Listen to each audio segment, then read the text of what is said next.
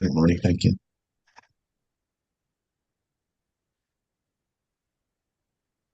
Sashi Puki Jukshing Metok Chong Rirab Lingshi Ninde Genpadi Sange Shingdu Mikte Uwargi Jokun Namdak Shingla Drupar Shok Idam Guru Ratna Mandalakam Niryatayami. I go for refuge until I'm enlightened to the Buddha, compassion, knowledge, and strength, the Dharma, the enlightened side of truth, and the Sangha, the community of realized beings. From the virtuous merit I create from the practice of giving with the understanding of emptiness, moral discipline with the understanding of emptiness, patience with the understanding of emptiness, joyous effort with the understanding of emptiness, concentration, wisdom, may I attain the state of a Buddha for the benefit of all living beings. I go for refuge until I am enlightened to the Buddha, compassion, knowledge, and strength, the Dharma, the enlightened side of truth, and the Sangha, the community of realized beings.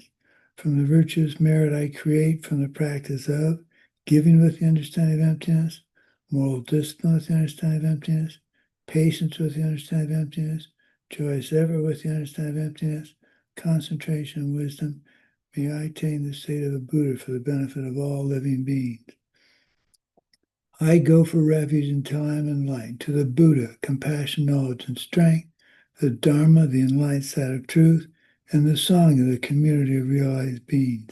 From the virtuous merit I create from the practice of giving with the understanding of emptiness, moral discipline with the understanding of emptiness, patience with the understanding of emptiness, joyous effort with the understanding of emptiness, concentration and wisdom, I will attain the state of a Buddha for the benefit of all living beings. Okay, let's see. We'll start with rejoice. Katya is not going to be here. What's she doing? Oh, she's going to a prison to do some teaching. So that's rejoicable right there. Okay, let's do some rejoicing. Vilda, what's your rejoicing for today? Good morning. Good morning, everybody. Good morning. Pray all is well. Thank you for being here. Um, I rejoice that finally I have somewhat healthier, that I'm able to go out, and I've been looking for how to help the community. And a few weeks ago, I saw some people at the supermarket collecting food for the food bank, and I found out that we have a food bank right here in my town, in my village. So they open up on Tuesdays, and I finally got to go Tuesday, and I volunteered my time.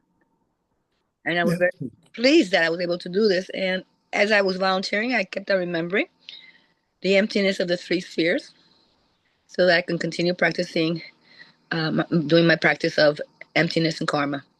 So I was very very, good. very grateful for that Very opportunity. good. Where do you live again? I live in New Hampshire, in the town of Tilton. Oh, wow. It must be it's cold there. Oh, well, very good. That's wonderful to That must have been a wonderful feeling to discover an opportunity within your town It was. to, to help so many people in such a selfless way. So I'm really happy for you. That's great. It was, and I didn't realize there was. I knew there were a lot of homeless people here in New Hampshire, especially in the big cities like Concord. But I didn't realize that Tilton, the small village that I live in, she bought over 150 turkeys, and they're not enough.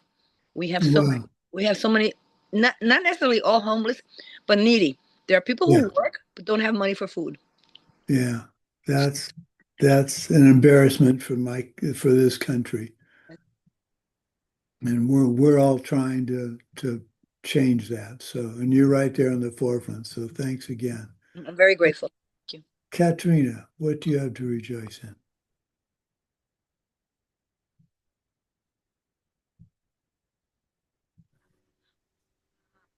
Hi everyone, hi Jelana Sumati. I speak Russian. Я радуюсь тому, что сегодня Русском. Hello, can you hear me in English? Yes. I'm glad that I am today on this class, and I'm happy that I saw today how other people were generous, and also I am happy that I was communicated with my mom,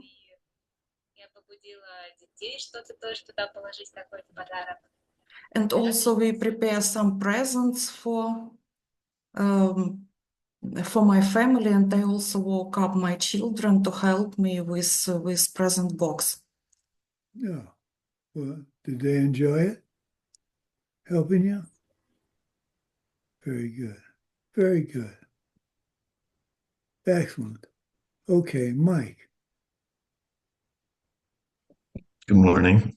I am helping to produce a meditation app for the Sangha. And wait, did I already say this one? I feel like I already rejoiced about this. No, I don't know. Okay, all right, good. I'm helping to come up with a meditation app for the Sangha that is going to be given as a gift. And I just want to rejoice in our team because it's been kind of like seamless and everyone's very pleasant to work with. And everyone like is just doing their part and being really nice about everything. So it's like it's cool to work with a bunch of bodhisattvas and not like the normal corporate environment of people. But yeah, it's coming together and it's getting closer to completion. So I want to rejoice in that. And that's going to provide you with the kind of things you need in the future. And that's wonderful. I'm glad you're seeing that and can recognize the change in approach. That's boy, you can't. What more can you ask for? Wow, excellent. Okay, Lydia, what do you have to rejoice in? Hello, dear Lama Sumati. Hello, everyone. I'm rejoicing in that yesterday there were lots of people on Sajong session, and I heard a lot of common questions and topics, and thank you very much for your time and for your help and support. It's very precious for us. Thank you. Oh, you're welcome. I enjoyed that too. Claire, I don't remember if I asked you for your. Did I ask you? I didn't. I'm sorry. I apologize. Next time, raise your hand. So now you have twice as much for next Sojong. Okay, so what do you have to rejoice in? Yeah, actually, hello, dear Venerable Sumati, hello, everyone. Actually, like after the Sojong, we shared with Darya our emotions, and as I mentioned, that what many people were discussing that was relevant to my situation. So I also made some tips and rejoice about that.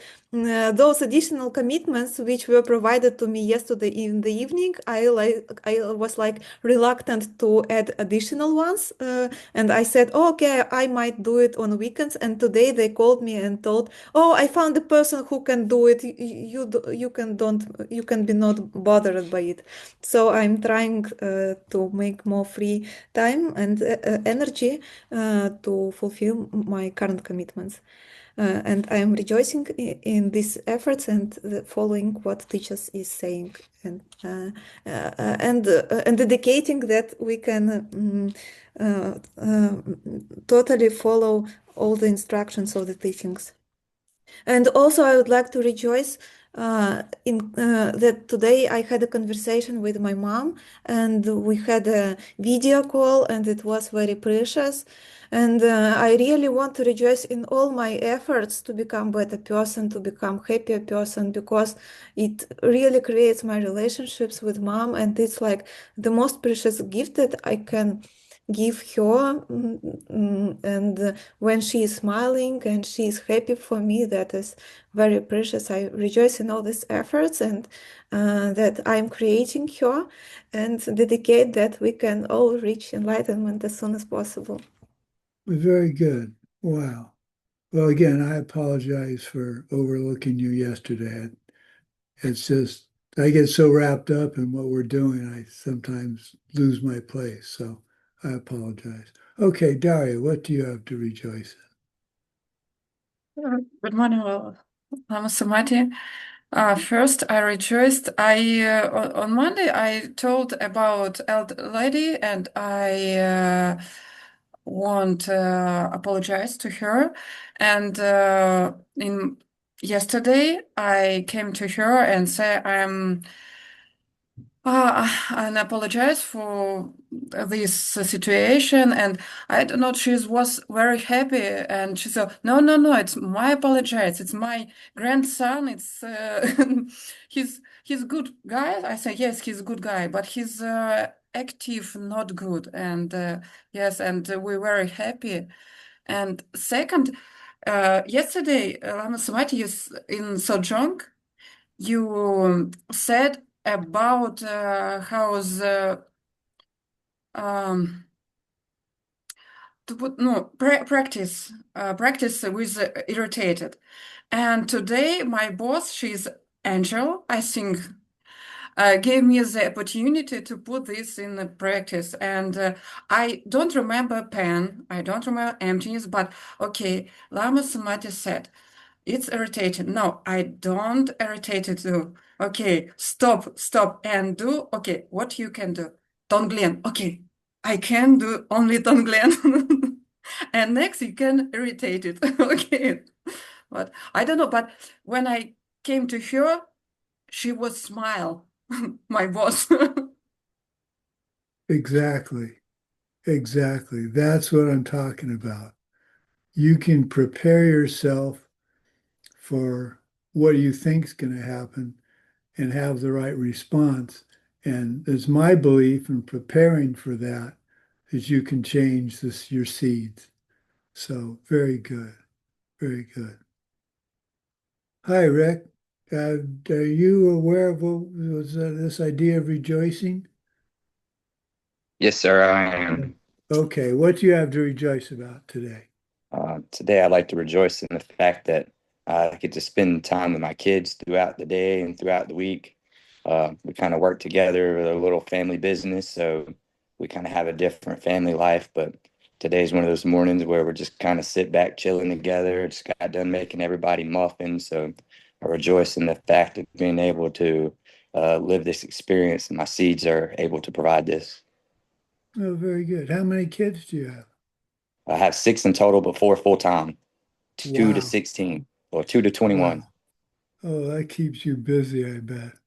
Yes, Wow. sir. 3 dogs, a farm, and a nonprofit. So yeah, we stay very busy. Well, good for you. I'm glad Thank you. you made me all of you made me very happy. So thank you. Okay, now did I forget anybody? No. Oh, yes, Anna. I forgot Anna. What do you have to rejoice in, Anna?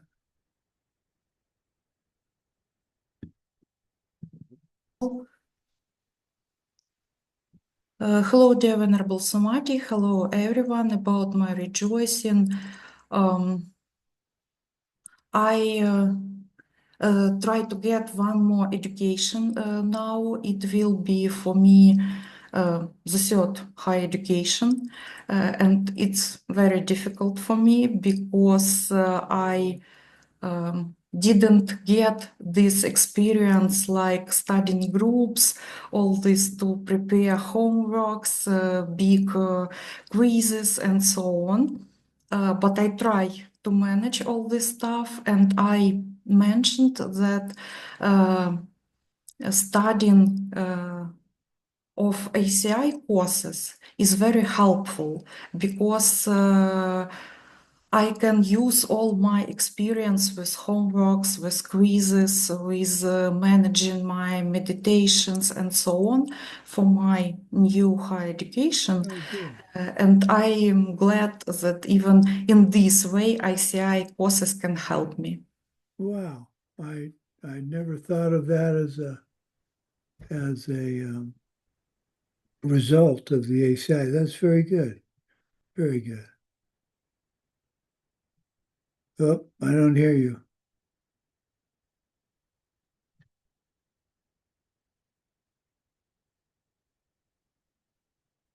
Is anybody else here? I think she's translating. Yes, translating Oh. my. Oh, okay. Sorry, I want to translate to Yeah, I Russian understand. audience. Yeah, I understand. also. Thank you so Some things are much. better than others. You're welcome. Okay, and just a heads up, the end of class is some new material, Anna, so I may have to slow down. Okay, well, you all see the first slide, I hope. I'm screen sharing. Is that right? No? Well, I'm glad I asked.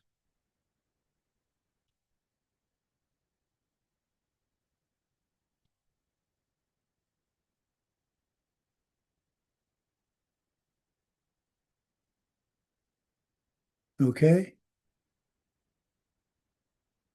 I need to, there we go. Okay, so Guide to Bodhisattva's Way of Life, Part 2, Class 5, Purifying Bad Deeds.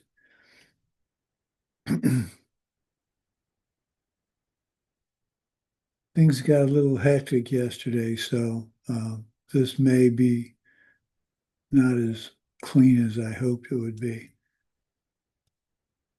Okay, so review questions. Your favorite part of class. Who can list the 4 powers as Gyaltsab gave them to us?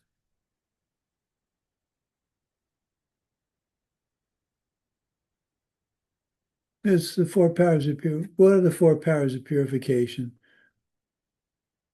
It's a trick question. Go ahead, Claire. Like Gyaltsab, the first power of Gyaltsab classification is intelligent regret, and then taking refuge. The second one, the third one is antidote, and the fourth one is the power of restraint. There we go. Thank you. Okay. What's the other way of doing it? What's the way, how did I present it compared to how Gyaltsab did?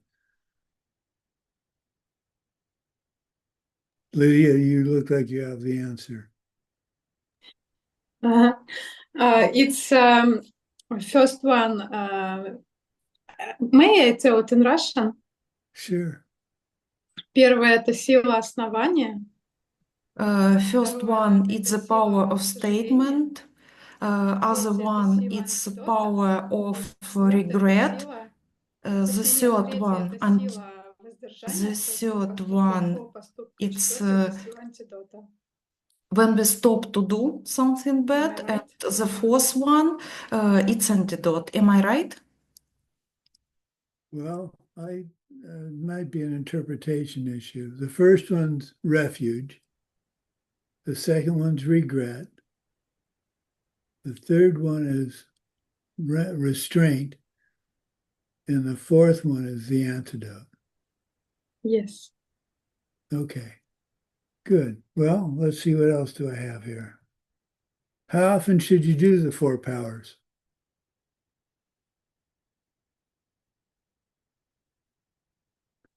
Mike, you look like you're chewing on the answer. Anytime you have a mental affliction or anytime you do any kind of negative karma. Right. So all the time. Now, we've talked about how to do it properly versus maybe doing it all the time. I would say it's better to do it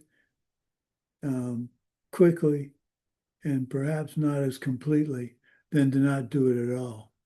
But you want to be sure to do the four steps. Okay, what's my last one? When is a good time of the day to do the 4 powers? When you go to bed. Or it could be when you wake up. Just make at least one time during the day where you remember it's time to do the 4 powers for all that happened during the day and all that's happened in your life. Because you can 4 powers works retroactively. Okay. So more on the antidote force. It's your understanding of emptiness that acts as the antidote. You're not really applying any other thing than you're reinstating, reinforcing your understanding of emptiness, your belief in emptiness. I think understanding emptiness and belief in emptiness are 2 different things, subtly different, but different.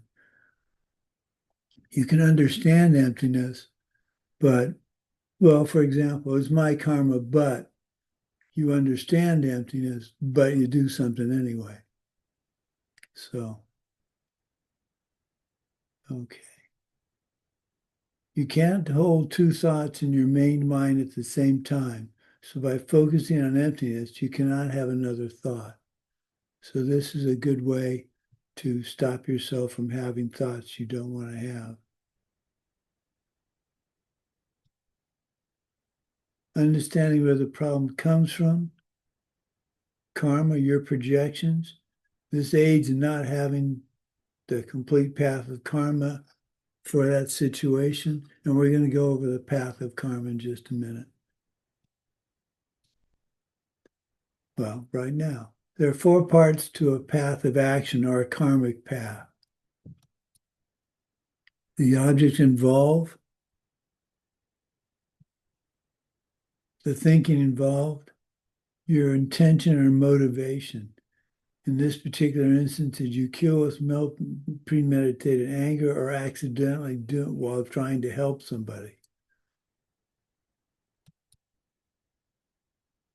The thinking involved has 3 subparts. Correct identification. Were you under the control of attraction, dislike, ignorance when you committed the deed? Your motivation or intention. Did you want to kill or was it an accident? Then you undertake the deed.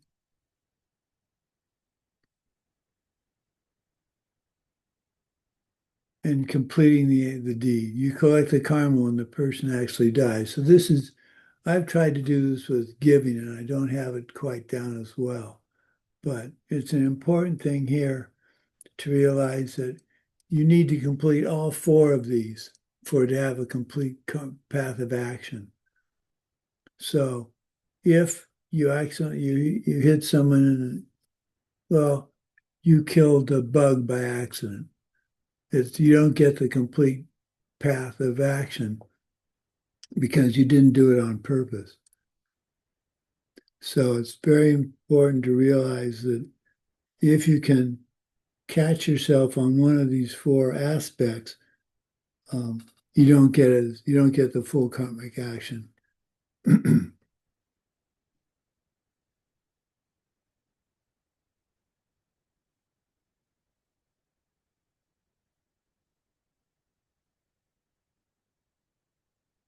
A path of action, karma, motivates the mind to shift to its object. For example, ill will, craving, wrong view are paths of karma.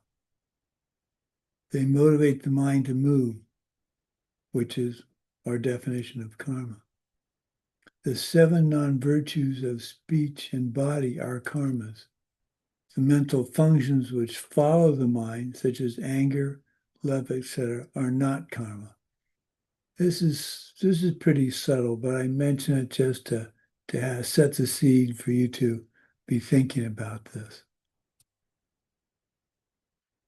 There's an analogy to the antidote force. So let's go back. What are the three poisons? The cause of all our 84,000 mental afflictions. They're called poisons just because just as poison in your bloodstream is circulating constantly and killing you, so too do the three poisons circulate in your mind and poison your thoughts. Often referred to as attachment, aversion, and ignorance, Geshe Michael feels these are too strong sounding. The situation is more subtle. So he likes to compare things to in the wheel of life, in the middle of the wheel of life. You're all familiar with the wheel of life, correct? Okay. Liking things ignorantly, the rooster or the pigeon in the wheel of life, in the center of the wheel of life. Disliking things ignorantly is the snake. And ignorance itself is the pig with the snake and rooster coming out of the pig's mouth. We should, how many of you have done the weekend Wheel of Life course class? Well, if that's something we could think about doing. That's reasonably straightforward to do over Zoom. So we should think about doing that.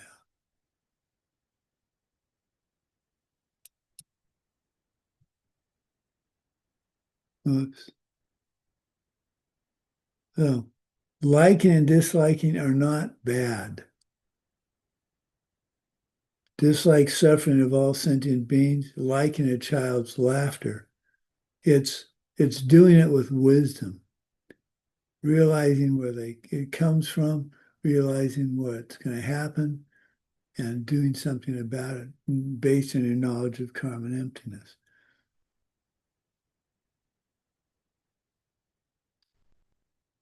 Technical definition of liking things ignorantly.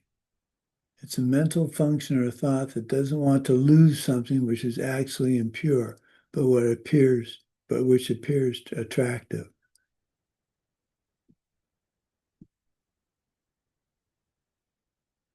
Liking something ignorantly means to like something which is impure, will later change into suffering, things which cannot bring you ultimate lasting satisfaction.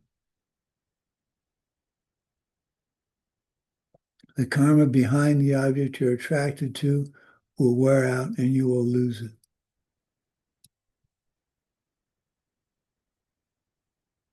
When you see the object as anything other than your own projection forced on you by your past karma, you are misperceiving the object.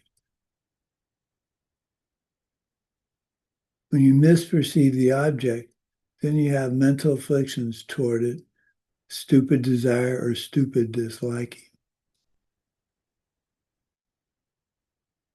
When you perceive the object correctly as an empty object which you're perceiving a certain way because of your past karma, you can't have stupid desire or disliking towards it. Stupid here implies you do something non-virtuous to get it. Liking chocolate ignorantly would be to think getting it will really make me happy, so I will be willing to get it at the expense of someone else's happiness.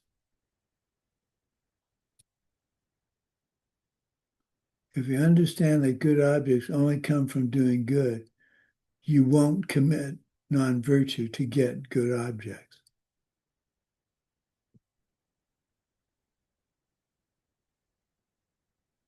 Stupid, ignorant liking and disliking is based upon being willing to do a non-virtue because of ignorance about the nature of where good things come from.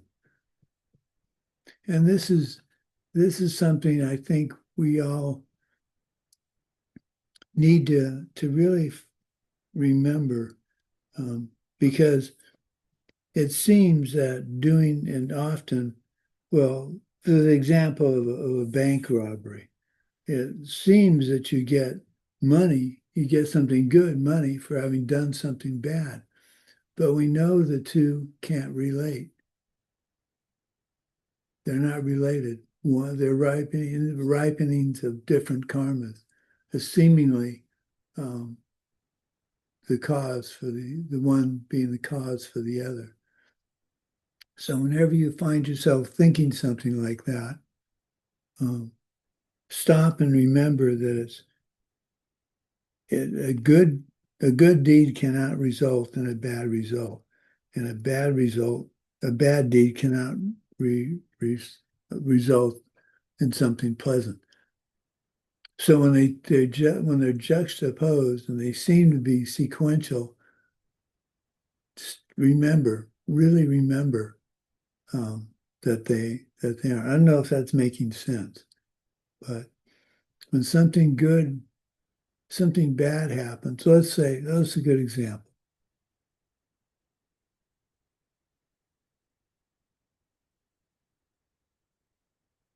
Well, the vote in the Congress to release the Epstein files. The Congress voted almost unanimously, one vote short of unanimous in both the House and the Senate, to release these documents. So that's a good thing, in my opinion. That's a good thing. But it's possible that the Trump administration will say there are ongoing trials, ongoing legal issues, and they can't release some of it. So that's going to look like a good thing. Getting the release of the files is ending up in a not so good result, which is we won't get all the information. So those two one can't follow the other. So karmically, what's happening is something good happened, the truth is going to come out, and that's my karma ripening for being as honest as I can be. But then maybe they're going to withhold some of the information. So that can't have come from my wanting the information released. It has to be me changing my mind or trying to hide something. And that's my karma ripening for that. So instead of getting angry at the Trump administration for possibly not revealing what we think needs to be revealed, I need to rejoice in the fact that I'm recognizing that a good deed can't result in a bad result. I don't know if that's using something that happened in the United States in pretty good detail, but that makes sense. Yeah, sort of. Okay.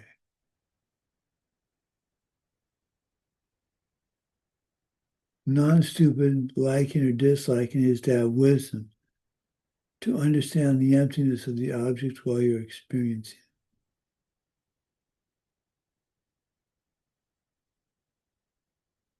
it. For example, wanting good things while understanding that you must do virtue to experience empty objects as enjoyable, or disliking unpleasant things and thinking you must avoid non-virtue to avoid experiencing empty objects as unpleasant.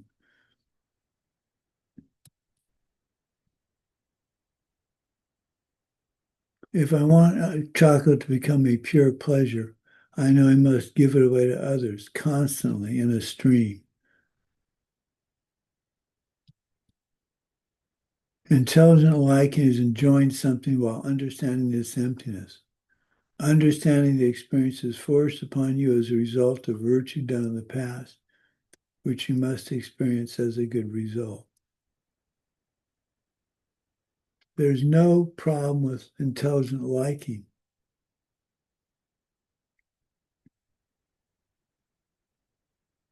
It's like I said, There's nothing wrong with liking something if you do it with wisdom. Know where it's coming from, know how to perpetuate it.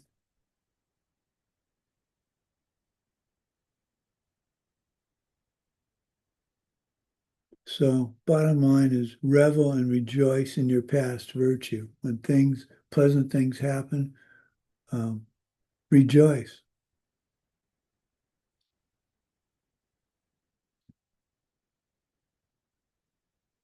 Ignorance is the mental seed to see me and mine, our world is self-existent. Thinking your selfishness will bring about what you want. Master Shantideva.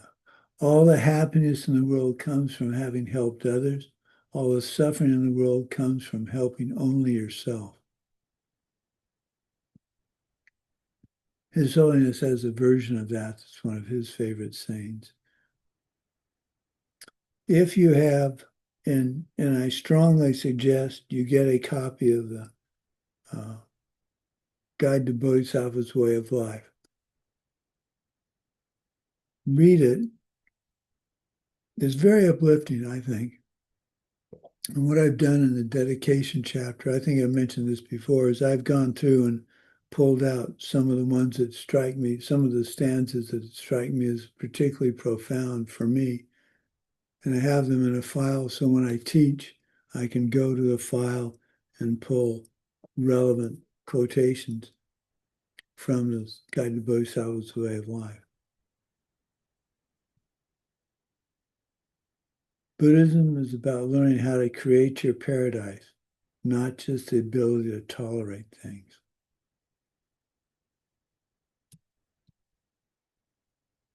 By understanding the three poisons well, we see how they insidiously taint our mind and our actions. So now I want to just briefly mention the 6 conceptions. Think of yourself as a sick person. Think of the Dharma as medicine, of which the main medicine is emptiness. Think of your spiritual teachers as skilled physicians. They're applying the medicine to the sick person. To think that practicing the Dharma intently will cure your illness. To think of the Tathagata as a holy being, and to wish the Dharma might remain for a long time. So you think yourself as a sick person who needs help getting cured. Your sickness is seeing things as self-existent.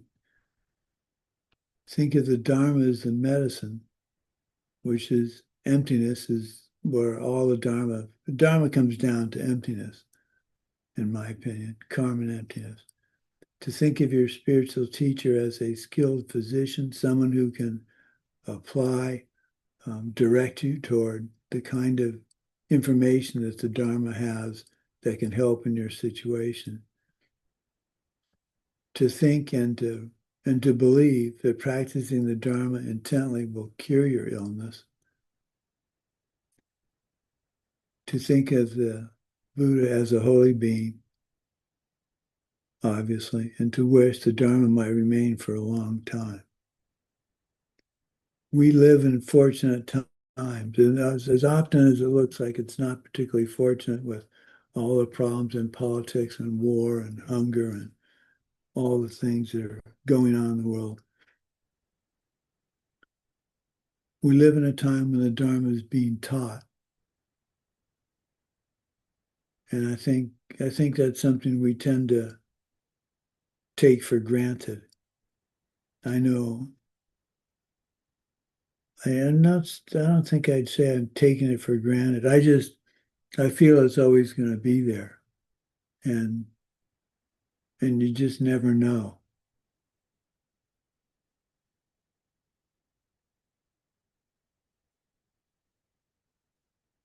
So here are 3 reasons to use the 4 forces to purify negative karma. We don't understand what's right and wrong very well. Therefore, we must purify the bad deeds we do, even though we may not be aware that we did anything non-virtuous.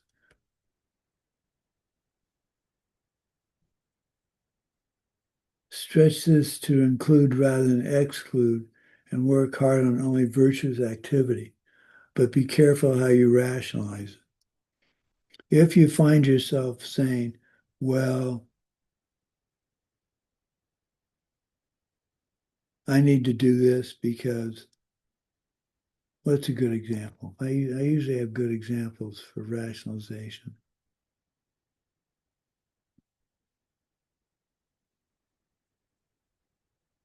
Well, I'm at loss for this. Let's see. Well, the point is to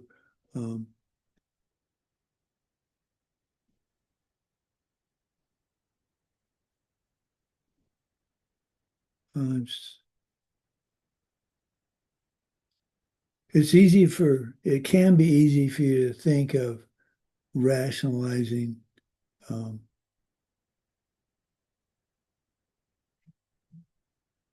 I'm trying to come up with an example. Okay, the ants in our kitchen. We have little tiny ants. These are the smallest insects I've seen, I can see by eye. They're little tiny ants. And we're trying to fit, they don't seem to gather on any food stuff on the counter. In the past, when we've had ants, in 3-year retreat, when we had ants, we found out what they were. Ants in general can be classified into 3 types of ants. Ants that like protein, ants that like sugar, and ants that like oil. So in 3-year retreat, we figured out which ones they were and then put offerings at their anthill, and that usually stopped them from coming into the house, in the cabin. Now, there was one particular time I remember very clearly. I went into the kitchen and there was this line of ants going up the shelf over to an open container of bouillon cubes. You know, those really concentrated bouillon cubes for making soup, well, making bouillon.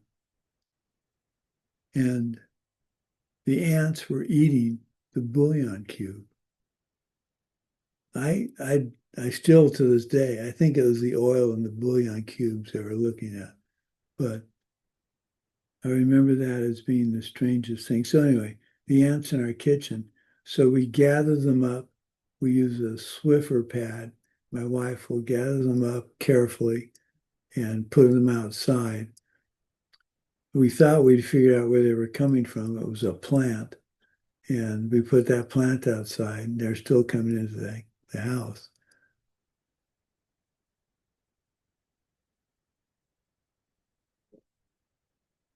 So the point of that story is we need to find a way to protect life, protect them. So we collect them on a Kleenex or a Swiffer pad as carefully as we can and put them outside. But what to do about them?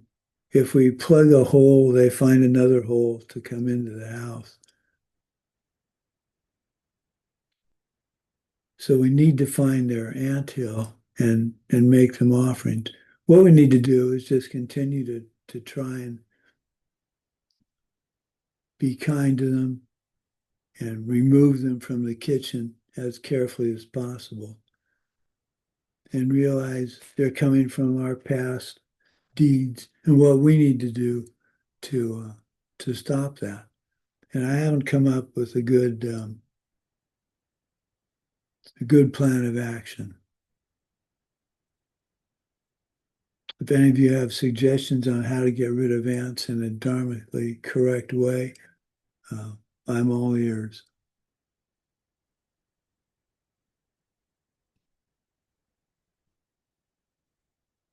Okay.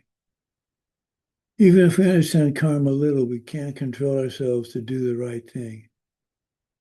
We can't apply what we do know very well. We are unable to do what benefits us and avoid what hurts us. So we need to use the four powers to help get over that hurdle. We constantly collect bad karma at a vast rate. Purification must be well applied, serious, and consistent to overcome our non-virtues. That's why I urge you to do the four powers on a regular basis at a regular time, with all that we've been talking about. If you do this, purification overcomes the bad deeds and things will improve in your life in a noticeable way. Now, when you're looking for success, there's a saying by a philosopher named Sidney Harris, and it's one of my favorite sayings, and it's actually one I picked out of Mike, do you remember Vilda, do you remember Reader's Digest? In the back, yeah, there's a Russian version of Reader's Digest. God, America's infiltrated the Russia if you've got Reader's Digest. Anyway, Reader's Digest had, Quotable Quotes was the name of the page in Reader's Digest. And one of them, I was maybe 15 years old and I read this and it stuck with me for all these years. The surest way to puncture a pleasure is to over-anticipate its occurrence. So when something nice happens, or you're waiting for the result of something nice you've done, and what comes is tiny in comparison to what you expected, you have over-anticipated its occurrence. And that's the surest way to puncture a pleasure. So, for instance, recently, a journal I've written for, decided to take a collection of this 10 or so articles I've written and make a special edition collection, digital collection of my writing. That'll be focused on solely my writing.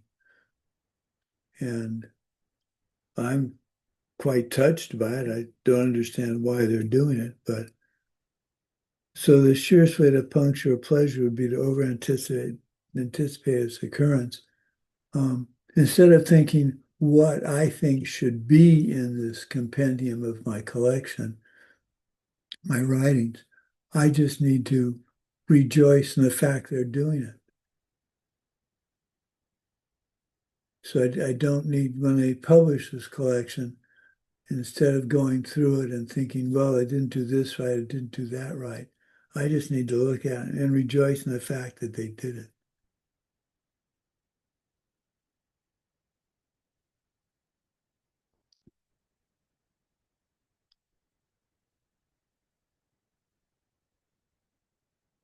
Purification clears away obstacles to reaching a state of mind where you can love others as much as you love yourself.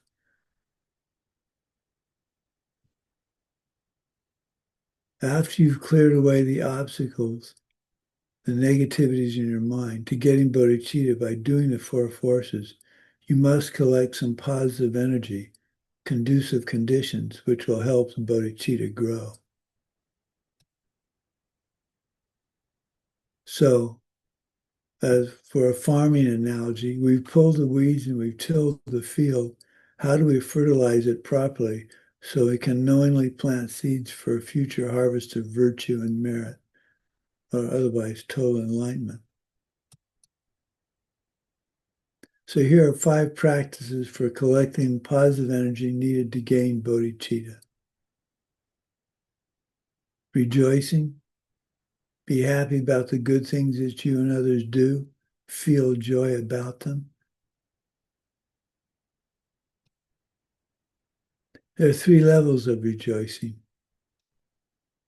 Being happy about anything good you're doing to get to a higher realm. This is first level rejoicing, and this mostly involves avoiding the 10 non-virtues.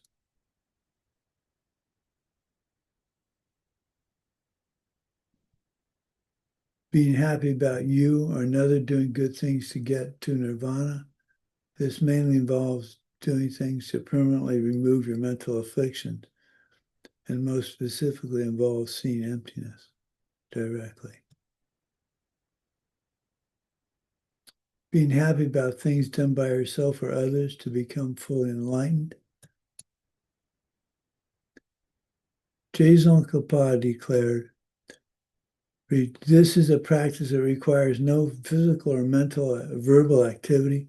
Just sitting comfortably, you can accumulate inconceivably great merit by rejoicing.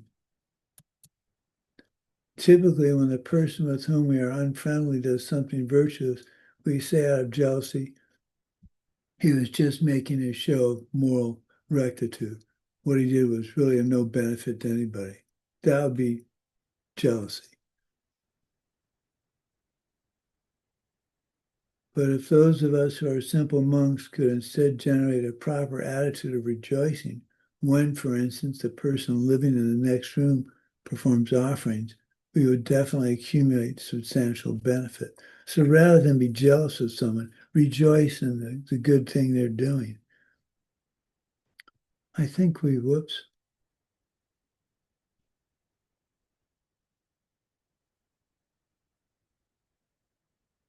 What other practice could be more profitable than this one, says Tsongkhapa? By rejoicing at the activities of past Buddhas, Bodhisattvas, and other beings, we can acquire only about 1/10 the benefit they gain because of the great disparity in our spiritual levels. But that's still an enormous amount of merit.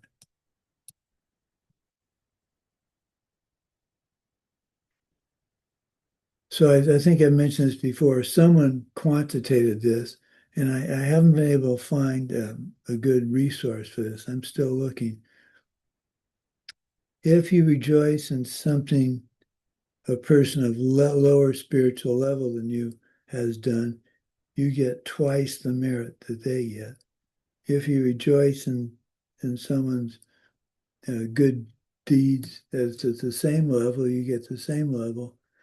If you rejoice in someone who's at a higher level, you get half. And if you rejoice in someone such as Lord Buddha or the deities, you get 1/10. So the idea is to rejoice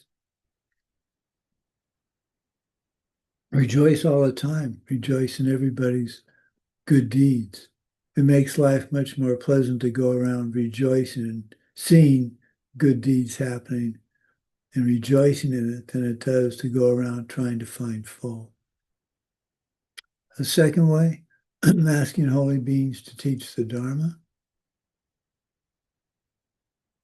You must ask in the right way. Asking in the right way means primarily to demonstrate you're applying what they've already taught you and are making others happier rather than the opposite. So traditionally in Buddhism, you ask 3 times for a teaching. The first 2 times, the teacher might say, oh, I don't really know much. I can't really help you much. And you ask a second time. And this has to be 3 separate occasions. I'm kind of a softie. If a student asks me 3 times in the same sentence, I'll usually try and help them. But you ask a second time, they say, I'm not sure I could help you. Then you ask them a third time, and they say, well, I've noticed that you practiced what I've been teaching you, so sure, I'll continue to teach. The most powerful, well, I shouldn't say powerful, the offering that I like the best is when I see a student practicing what I've tried to teach them. And that's one reason we do the rejoicing, because it's a chance for me to see how you're approaching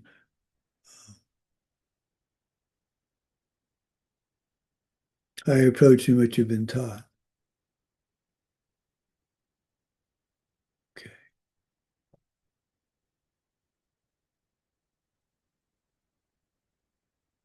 Requesting your teachers to stay. The act of asking them to stay creates a karma for them to continue appearing to you. If your karma wears out, your teacher will leave you.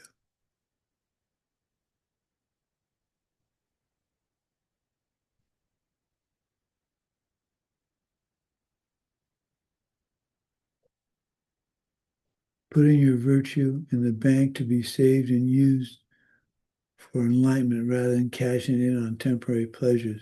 If you don't dedicate your virtues, they can be destroyed by non-virtue. The main destruction is getting angry at a bodhisattva.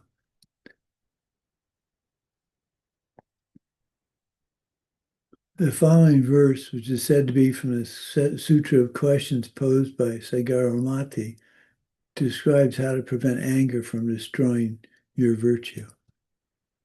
Just as a drop of water fallen into the great ocean does not disappear as long as the ocean does not dry up, so also virtue dedicated to enlightenment is not exhausted until Buddhahood is achieved. So dedicate.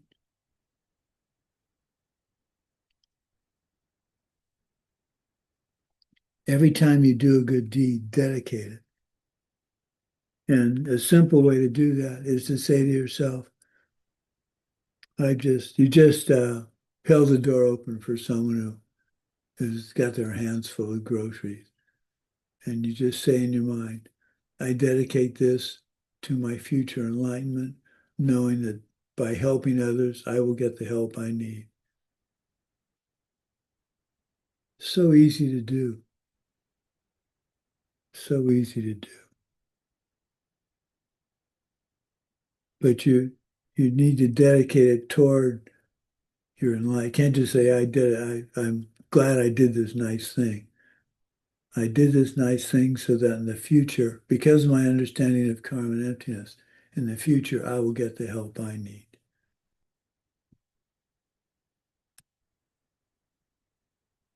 There are 4 kinds of dedication. There's a general dedication. May all beings become enlightened by this deed. There's dedicate virtue to help sick people. Dedicating virtue to help the hungry and thirsty. Dedicating virtue so that all beings can get anything they want.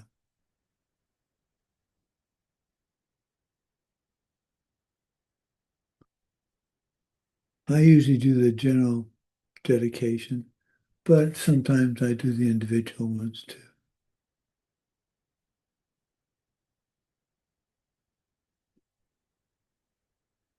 Last one is generosity and surrender. Total willingness to give up everything you have for other people, your body, anything you own, and your goodness. This isn't the perfection of giving, but it's a warm-up to it.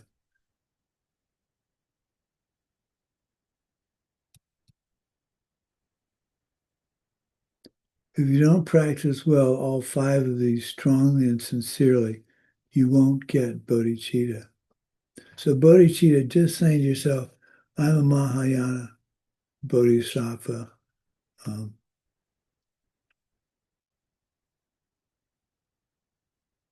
going to do all these things to get myself to enlightenment. You have to practice it sincerely.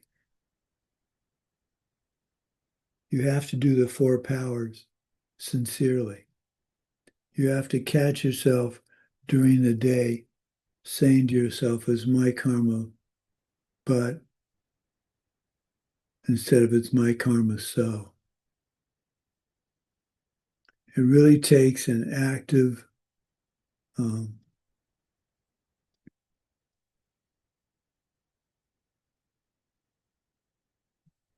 you have to do this on a constant, active basis. I think it's easy to slip into, well, since I believe in karma and emptiness and and I pretty much think about that all day. So I'm good. Now focus your attention on your practice. See how you can take it into the workplace. See how you can take it interacting with other people. We talk about it, but I think it's very important to be not aggressive is the wrong word, enthusiastic in your practice. Well, here's an example for me. My wife's concerned I sit at my desk and work on my projects and don't get up and get enough exercise. So she'll come to my room and say, I'm going to go run an errand. You want to come with me? And the ignorant in me would say, no, I'm working on something. Have a nice trip. The wise in me would say to myself, she's trying to get me up off my rear end and get some exercise, which is good for me. So good for her. And yes, I'll go with her.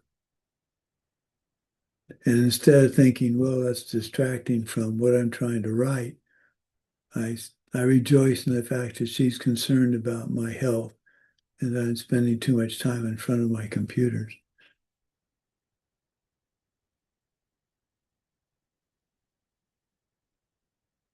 So that's responding to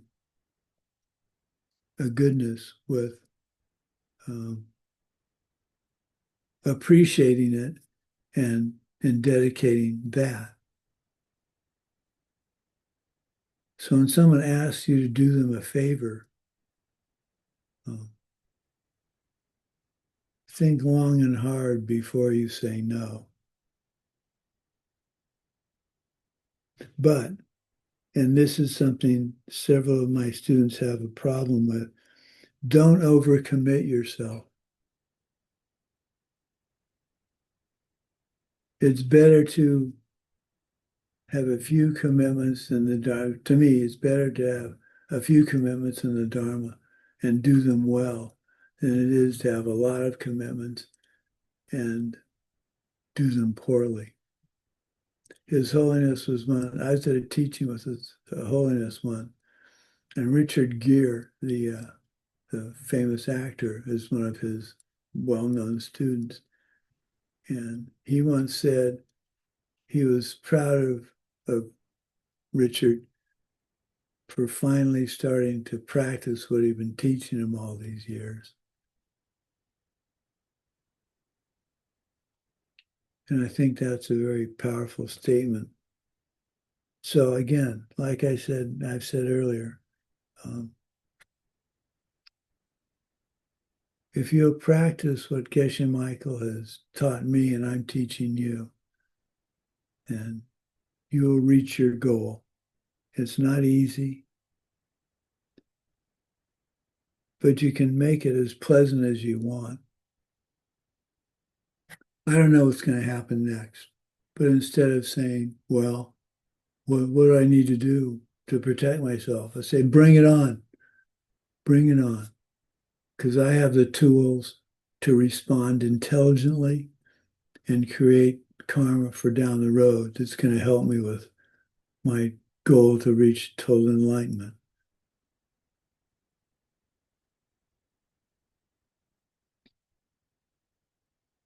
Okay. I think that's it for today. Oh, let's see. This is next Thursday is Thanksgiving. We're still going to have class on Thanksgiving. So, Mike, if you've got other plans, or Vilda, you have other plans, listen to the recording. But I didn't want to not have class. I'm trying to get the classes back to where we get them done in the right sequence. So I should be here. okay. Mike, will you be here or do you know? I'm pretty sure I should be here. Okay. Okay. Well, let's dedicate.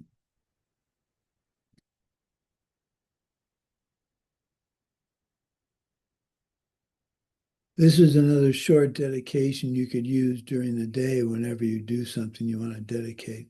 May the precious Bodhi mind not yet born arise and grow. May that born have no decline but increase forevermore. So memorize that, and as you open the door for someone whose hands are full of packages, may the precious Bodhi mind not yet born arise and grow, and may that born have no decline but increase forevermore. Boom, you've dedicated that good deed. You put it away in the vault.